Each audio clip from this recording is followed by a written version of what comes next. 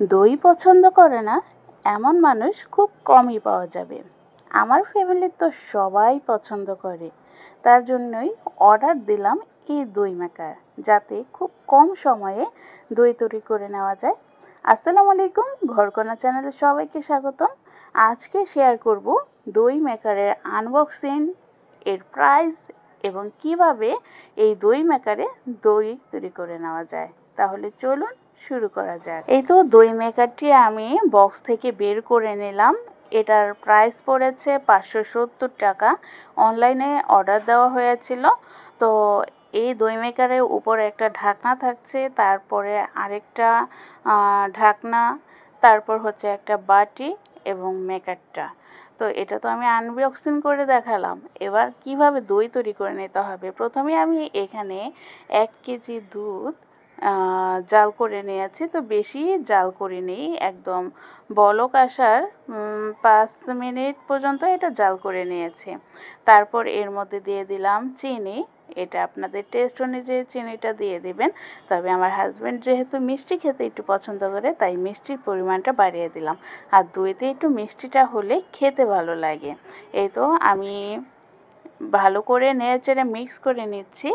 আর এখানে দিয়ে দিলাম বড় চামচ ভর্তি করে 2 চামচ টক দই, যাতে করে এই দইটা খুব সুন্দরভাবে জমে যায়। আর অবশ্যই দইয়ের যে কোনো একটা বীজ দিতে হবে, হয়তোবা টক দই দিতে পারেন বা মিষ্টি দই, যে কোনো একটা দইয়ের বীজ দিয়ে এই দুধের সাথে মিক্স করে আপনার দইটা তৈরি করে নিতে হবে, তাহলে খুব সুন্দরভাবে জমে যাবে। এই তো আমি মেকারে দুধটা ঢেলে তারপর উপরে যে ঢাকনাটা ছিল সেটা দিয়ে উপরে আবার আরেকটা ঢাকনা দিয়ে মুখটা বন্ধ করে লাইনে দিয়ে দিলাম।